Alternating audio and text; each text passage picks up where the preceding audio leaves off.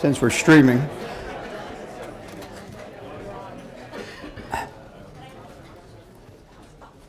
Well, good day, everyone. I'm so honored and pleased to be here. Obviously, we're here with two rock stars of leadership in their own fields. I'm very distinguished. I know, they're both puzzled that I referred to them as rock stars. But Marty Dempsey is to my right. He is a retired general from the, Joint Chiefs of Staff, chairman, 41 years in the military. I don't need to go on. He's been married for almost as long to Deanie, who's here. He, as you know, graduated from West Point, but I love to point out that he has a master's degree in literature from Duke. We'll be hearing more about Duke in a minute because I'm convinced this is part of the Duke Mafia that we're seeing right here. Because to his left is Adam Silver, as you know. He was unanimously elected as NBA commissioner. Both of these gentlemen were part of Time's 100 Most Influential People list. But before becoming NBA commissioner, Adam was also a lawyer at Cravath, so there's some camaraderie here in the room, I'm sure. So let's just dive in and talk about leadership. Let's start with you, Adam. When you first became commissioner, your leadership was untested, and I would argue that one of the biggest crises that you faced, perhaps that the NBA faced in our generation, was when Donald Sterling, the owner of the Clippers, made racist comments that became public. And at the time, it was unclear how to move forward with that. What was your navigation process? How did you navigate that crisis? Well, I began by getting a lot of advice. I'd say that I am fortunate that I'm in a position as commissioner of the NBA where in essence I have not one, but 30 bosses. And so I had the 30 team owners that I could turn to, many of whom run large organizations, had been in business for a long time, had been parts of large institutions. So I think it began there and asking them for advice. And interestingly enough, when I asked for advice, I think I asked it in a very broad way, but no one said to me, and here's what I would do substantively. No one said, and so here's the following. It was all about how I should approach it, how I should approach the issue, how I should analyze the information, how I should go about making a decision. And then in addition to our owners, I'll just say I was fortunate in that some great business partners of the NBA, I mean, I've been public about this before, people like Ken Chenault at American Express, Bob Iger at Disney, Jeff Bewkes at Time Warner. I was able, in a very short period of time, to call on those business partners who were also friends and who had nobody been through precisely the same situation, but also ask them how they at least would go about handling it. And I'd say, in addition, there's a lot of information that's out there, and I think sometimes that when I've talked to other CEOs, others in my position, they're reluctant to look at the public discourse because I think they feel they'll be overly influenced it. But I found there that the information that in essence was coming in over the transom, some just frankly by reading what was online, others by people who I didn't know well, though, who had reached out to give me their point of view, some representing particular constituencies.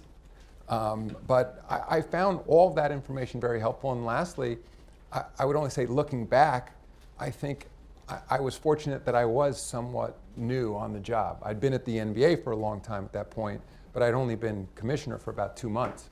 But it was a very bold stance. At the time, people look back now and say, well, it made sense. But at the time, it was very unclear how to move forward. A lifetime ban, selling the team was somewhat unprecedented. Well, and that's where I think maybe my newness helped me a little bit. I think I maybe saw it in a clearer way than I might have had I been in that job for a longer time. And what was the message you were trying to send with that, a lifetime ban, sell the team? I think the message there was what the NBA as an institution stood for. I think there were practical considerations in terms of our various constituent groups, foremost being the players and then our fans, and how they would respond to his remaining involved in the NBA, and also the recognition that we needed to act quickly. And I think that's one of the things that the outside world at the time, I think found most surprising, but to me seemed natural, and that is that recording came out in the middle of the night on a Friday night, and on Tuesday, we banned him for life. And I think that's where I think most people, and we've all become used to institutions acting extraordinarily cautiously and deliberately, and I don't mean that to be so negatively, but that being on the fence and constantly juggling various issues. And I think that's where a little bit of my newness, maybe I would have done I hope I would have done the exact same thing now, or I'm pretty sure I would have, but I think because of the newness, it was a little easier for me. I hadn't gotten sort of locked in any particular positions or any particular process. Others who I've given advice who've come to me since then, I've said the ability to remain extraordinarily open-minded. Mm-hmm. I think because I'm sure there are leadership lessons there that Marty could share where because of past experiences, people they thought a pattern that wasn't necessarily there. Marty, I'm curious, you had said that in a very way protecting the brand, which is what Adam was doing there, is something that you do in your sphere as well. Yeah, in fact, one of the things that Adam and I spoke about early on was how similar our responsibilities actually turn out to be. And for example, although I was by law the principal military advisor to the President and Secretary of Defense, I also was the chairman of the Joint Chiefs. And in that capacity, I had the responsibility to make sure I built a team among the Joint Chiefs so that we could give our collective advice as often as possible to the Commander-in-Chief. And in doing that, I think it provides the kind of team effort that is necessary to solve some of these really complex problems. So let's talk about, when you have partners in that sphere that are weak. So for example, in 2002, 2003, you talk about all the thousands of men under your command. Yeah. You're trying to train Iraqi military, and this is a fraught partnership that continues to exist to this day. Yeah. Well, I forget whether it was Churchill or someone who said, that when you build your security around allies, there are going to be times when the allies will have their own opinions about things, and that can become, a test. But that is the way we actually have built our security, on allies and partners, 53 of them around the world. And it's an issue of collective defense. So the Iraqis and the Afghans as well were challenging partners. But until they were able, and they're still working on it, able to take responsibility for their own sovereignty and their own people and their own stability and security, that's the only path toward resolving these issues. You have to strengthen those partners. You have to strengthen those partners, yeah. And what happens, Adam, on the flip side when you're dealing with stakeholders who are 800-pound gorillas, who have so much, relative power and strength? Well, again, the way a league system works is that those 800-pound gorillas, those team owners, imbue in me this power over them. And what ends up happening, and it's an unusual situation for many of them, because I think it's no secret they're used to being the loudest voice in the room in virtually every other situation in their professional lives. And I think here, though, there's an understanding that for the league to run in the optimal way, they have to be willing to park their self-interest and entrust in someone, a commissioner, a certain amount of authority. And it's interesting, even in the case of Donald Sterling. And that was my ability to ban him for life was based on there's an actual constitution for the NBA, and that's an authority given to the commissioner, and it's not a power given to individual owners. And it's a legal nuance. I could ban him. I couldn't legally take away the team from him. That was something ultimately the team was sold by his wife.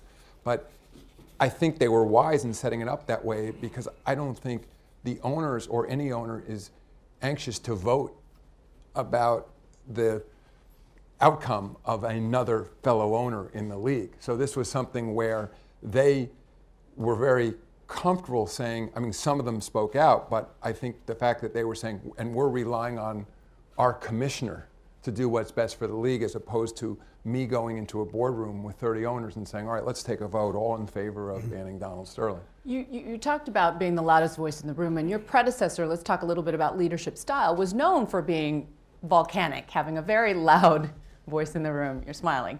And your leadership contrast is in contrast to that. I'm wondering what weapons, what tools in your arsenal you use.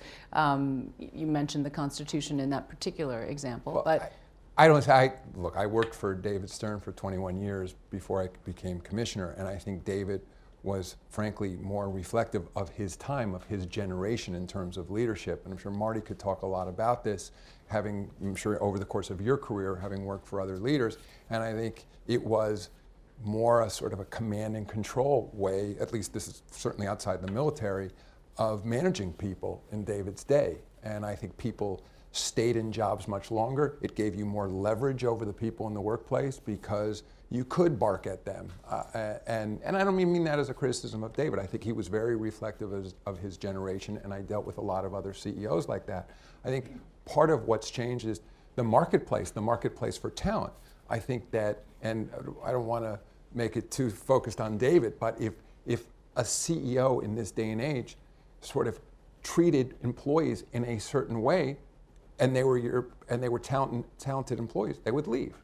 As straightforward as that. I think even when I first came into the workforce, it was a badge of honor at most companies to say, I've been here 25 years or I've been here 30 years. Now, for a generation younger than I am, I remember there was a point when I was at the MEA, right before I became deputy commissioner, again, I've been there almost 25 years now, that people would say to me, oh, you're at the MEA, how long have you been there? You're still there? There was a sense that right. if you were unemployable if you were just staying in a job.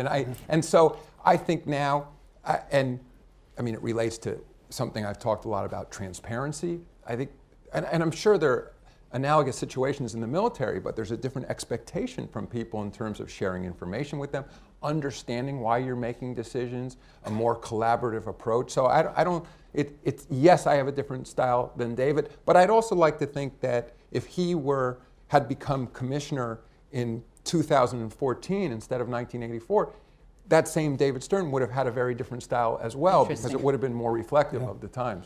I'm wondering, let's talk a little bit about leadership culture, right? Sure. You obviously were in a warrior culture, where people are advance when they do well in battle. And yet you need to make room in the leadership ranks for the intellectuals as well. How do you do that? How do you maintain, all those skill sets in your leadership team? Well, I like the way that Adam just described the leadership culture that is necessary for today. It's not just this is the one we'd like to have. This is the one we have, and so it's in our case, the outcome we're trying to derive from our leadership is trust. And to generate that kind of trust, you have to do all the things that Adam's just speaking about. And I talk to the junior leaders in the military, and for that matter, the senior leaders, about three attributes, and I describe them this way. You need a warrior's heart, and that's the one that's most obvious. I always describe it as an immigrant's spirit, this kind of perpetual optimism, really. In your case, the Irish immigrant. Well, in my case, but I was reminded a couple weeks ago at Ellis Island, a lot more than just the Irish pass through those doors. And then the third one is a servant's soul. When those who work with and for you perceive that you care about them and the institution and are trying to do the right thing, and they see you as someone with a servant's soul, you are then able to generate that kind of trust that is the foundation of leadership. In your interview with Martha Raddatz, you talked about that box and a logo that you use as your North Star, which says, make it matter. Right. Tell us about that. Well, it would take too long to tell the whole story, but I'll just share a bit of it with you. When I got to Baghdad in 2003, we had about 32,000 soldiers, and there wasn't much violence then. There was mostly chaos and instability.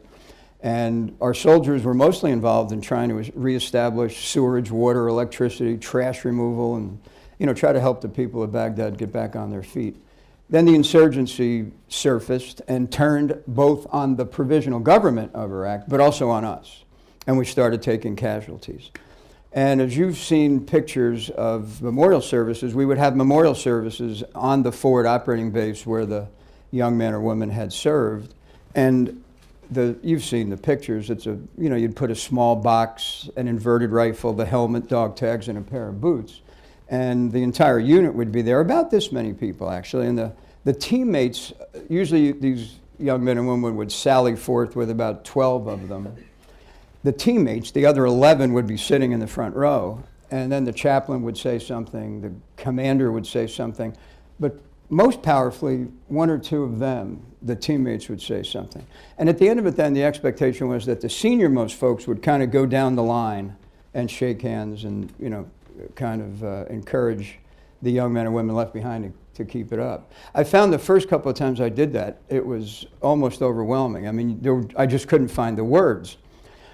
And then one night, in that kind of period between asleep and awake, you've all had that experience where you say, I got to get up and write something down. This is important. And then if you do, you got it. If you don't, you've lost it. It's gone. And I got up, I bolted up, and because what popped in my head was make it matter, that phrase. From that point forward, as I went down the line and to help these young men and women to make sense of it all, I just looked them in the eye, shook their hand, and said, make it matter.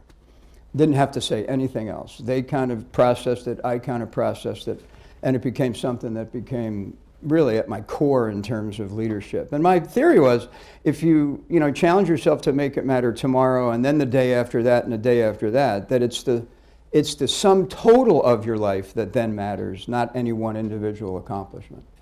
And yet in that box you store? Well, I didn't tell you about the box. So the other way I remembered was I had my staff make, I have a couple in my pocket right now, a small laminated card with an image of the soldier, and then on the back a little bit about his family, and I carried them around in my cargo pants. Regrettably and sadly, I ended up having too many to carry. And so I could only carry 2 or 3 of them at a time. So we found a mahogany, you can find anything in Baghdad, we found a mahogany cigar box and had engraved on the top of it, make it matter. And I've had that box on every desk in any position of leadership I've had from that point forward. Make it matter.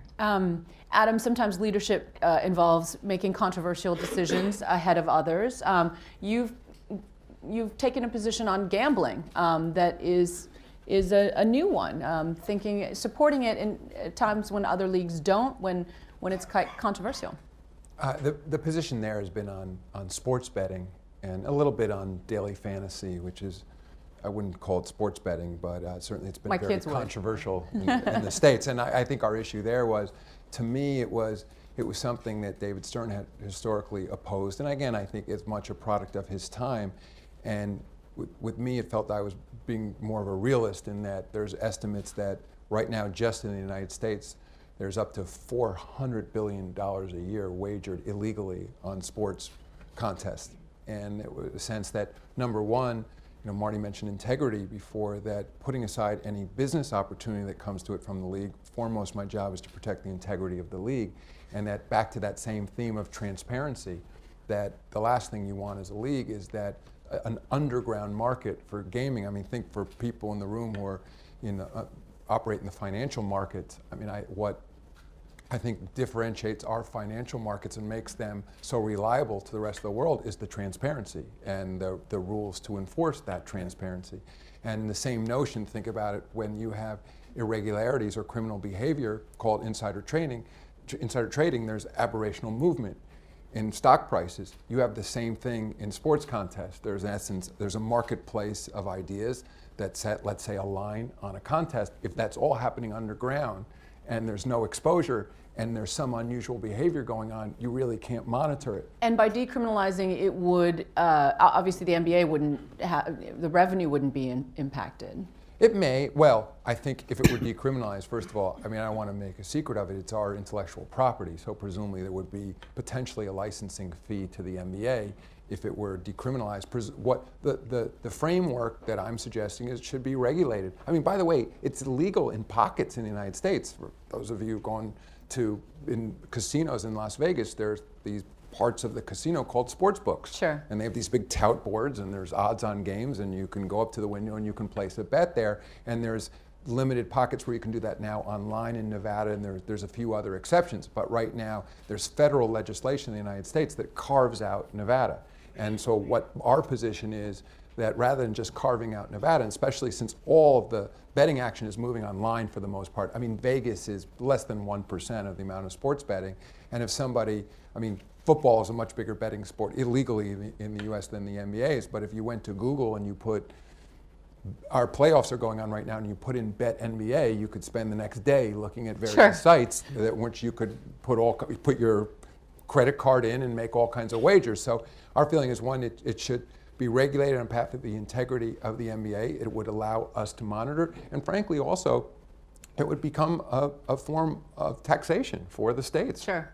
What makes you get out in front on this ad that's hot right now, the question of ads on jerseys? So in that case, we made a decision, not next season, but the beginning season after next, that teams will be able to sell a 2.5 by 2.5 inch patch on the front of their jerseys. And the Philadelphia Sixers just announced the deal. They're the first team to do it. Again, I think that's more from that standpoint that we're in a global market for sports. I mean, for anyone here who follows, for example, European soccer, I mean, there it's not a 2.5 inch patch. It's the entire front of the jersey is sold to a sponsor. We're not doing that yet.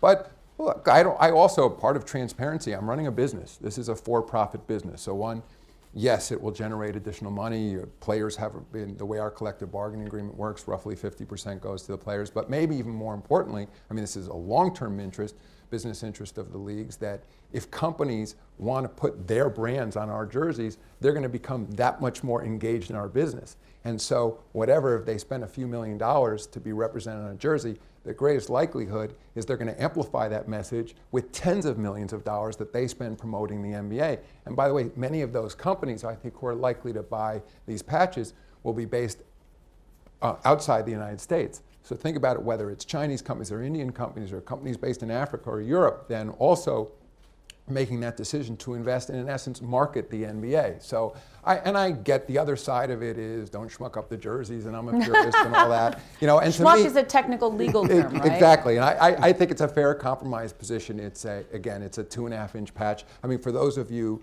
who follow our WNBA, we've been selling large entitlements on the front of the jerseys for several years now. On our practice jerseys for the NBA, we sell corporate sponsorships. I think it's part of the business. And again, if you look, you know, again, it's increasingly it's a global marketplace for sports. It's widely done outside the United States, and I think it will fairly quickly become an acceptable practice. You brought up the global market, and General Dempsey, I want you to comment on this idea of global growth. You know, in Afghanistan and Iraq, the campaign has been as much to win the hearts and minds. How do you make those cross-cultural exchanges work so that those global partners, you know, work with us? Well, you know, back to the premise that all leadership is about generating trust, right? So I think that, and I also made mention of the fact that our very national security survival is based on a web, an exquisitely and carefully designed web of alliances since 1950. So I think the key to making it all work is to work hard at those alliances. I mean, by the way, could we do it ourselves? You know, in most cases we could, but the cost of doing things yourself today, militarily, economically, and business, the cost of doing things yourself, the cost of control is becoming exponentially more expensive. And so I think it's in our national interest to continue to rely upon allies and partners in collective security.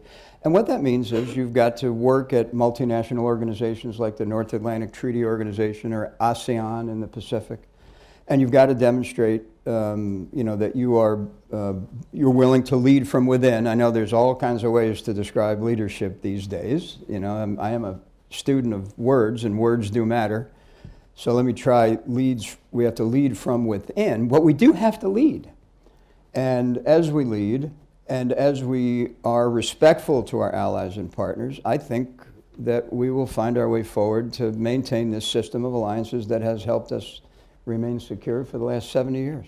Talk about partnership with Congress, because when I asked you quickly for a list, you know, of Really? our greatest national security threats, you said, you know, No, I ticked didn't. it off quickly. No, you said Russia. I don't want to quote you or misquote you, but you said Right. Russia, China, North Korea. Okay. Well, Yeah. But you also mentioned that it's important for us to be mindful of your partnership with Congress? Well, first of all, I had an Article 2 responsibility to the President, Article 2 of the Constitution. I was an advisor to the President, but I had an Article 1 responsibility to Congress, and the way it's phrased is to consult with the Congress on issues of national security. And I never railed against that responsibility or shirked it. I worked it hard, but it was hard. And it was hard, no, it just was. It was hard because in some ways, a system that used to have two parties, and you could go to the chairman of the committees, and the chairman of the committees could bring their caucus along. You know, frankly, now you go to, there's really more like four parties, and in some cases, those are not as visible as the chair of the traditional parties, and it's hard to bring the caucus along. Now, what does that mean? It just means that's what it is. You know, again, you know, you can take the world as you'd like it to be, or take the world as you find it. And the world as we find it is one where those relationships are somewhat fragmented and have to be restored. I'm going to open it up for questions from the audience to give us an opportunity to hear your thoughts. I should have warned you that I was going to do this. Any thoughts from the audience? Please raise your hand, identify yourself. Well, I can keep